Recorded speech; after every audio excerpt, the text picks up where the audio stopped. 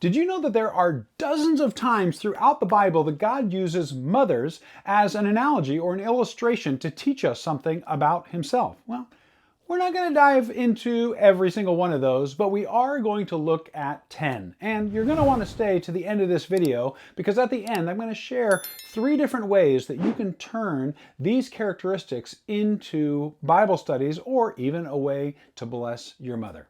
Now, if you're going to have any kind of conversation about the Bible and mothers, at some point, Psalm 139 is going to come up, so I thought I would just start there. Psalm 139, verses 13 and 14 say this: "You knit me together in my mother's womb. I praise you because I am fearfully and wonderfully made." These verses show us the importance of mothers, that God uses the womb of a mother to do His miraculous work of knitting together a child, to knitting together, well, you in your mother's womb, that mothers, their wombs work in partnership with God to bring about the miraculous.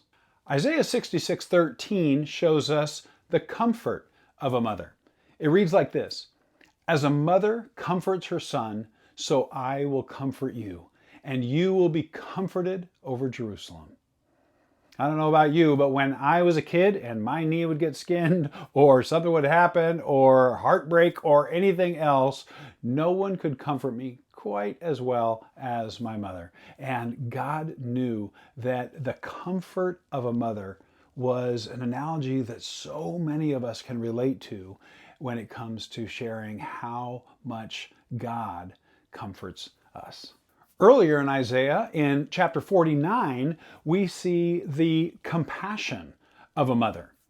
It reads, "Can a woman forget her nursing child, or lack compassion for the son of her womb? Though she may forget, I will not forget you." That we can't even fathom of a mother forgetting that she has a child that's nursing or not showing compassion. But God takes that even to the next step and says, even if that unfathomable compassion could be lost, not when it comes to God.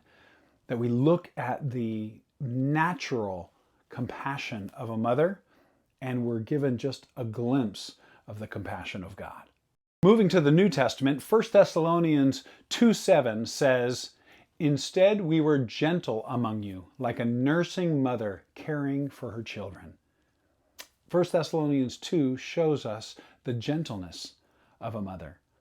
That there are times when we see the bigness of God, the power of God, and the justice of God. But he uses this analogy of a mother and nursing her child to remind us that there are times when God is gentle.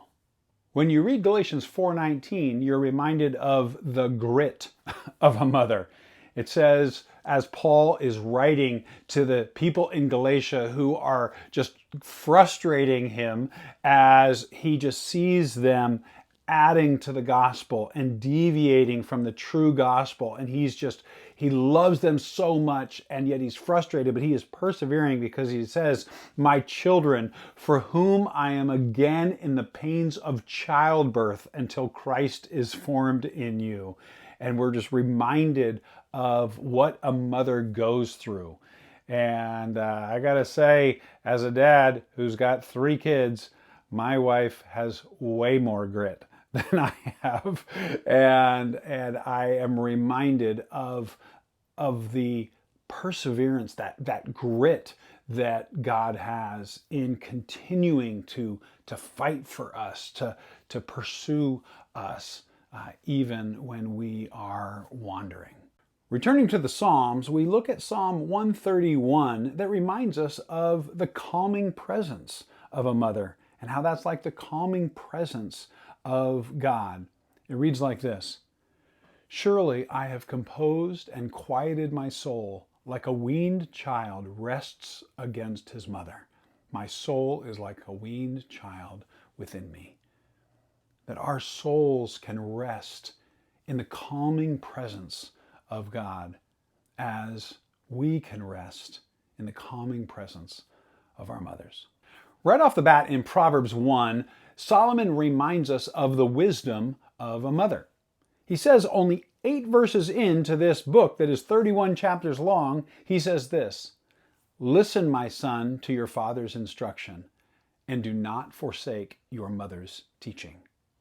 That our mothers have so much wisdom they've gained from life, from, well, raising me. I know my mom learned a lot of things there, but the wisdom of a mother, and reminding us that that is like the wisdom of God. He spends the rest of Proverbs pouring out wisdom. And there are multiple times in Proverbs where he refers to women, refers to mothers, and the wisdom that we gain from our mothers, and the wisdom that we should pursue from God.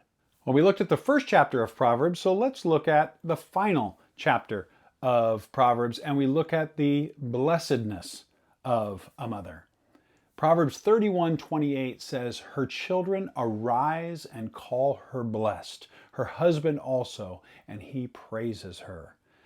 That as the writer of Proverbs is unpacking this last chapter and what this godly woman and godly mother looks like, he just pauses and says, she is blessed. Her kids notice it, her husband notices it, and she is blessed.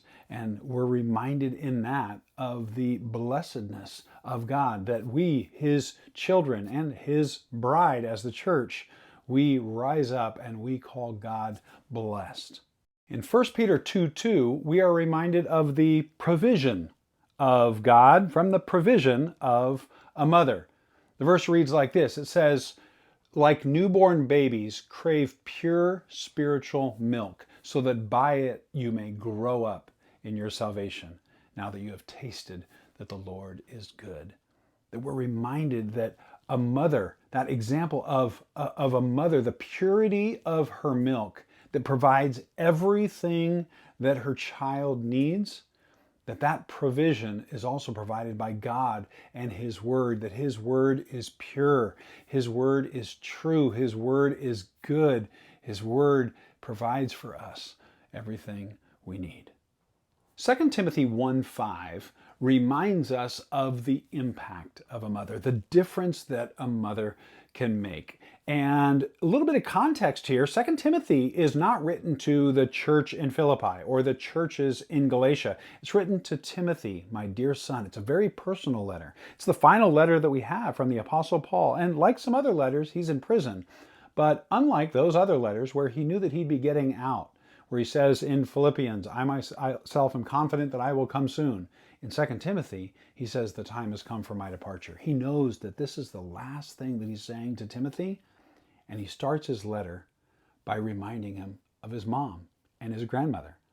He says this, 5 verses in to this final, most personal letter from the Apostle Paul.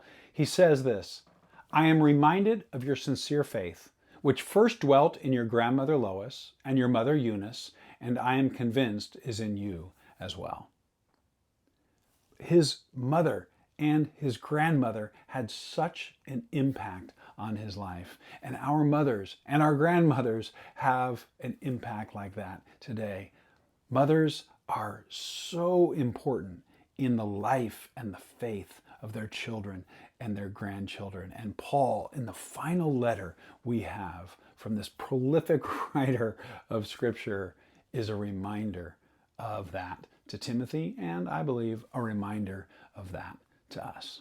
Now, I mentioned at the beginning of this video that I was going to share a few different ways that you could use this list to go a little bit deeper. And it could be something as simple as you, as a mother, printing out this list and reading one of these passages each morning for the next 10 days. Or it could be that you take each one of these and you turn it into a Bible study, right? That you take the chapter, or in a short book like, well, I mentioned 1 Peter, I mentioned 2 Timothy, you could take some of these books and you could read the whole chapter, you could read the whole book, and get the context of that verse. And you could have that be the 10 days leading up to Mother's Day, the 10 days after Mother's Day, or maybe the 5 days before and the 5 days after. But you could turn this into a 10-day Bible study that you could do with each chapter or each book that these verses and therefore these characteristics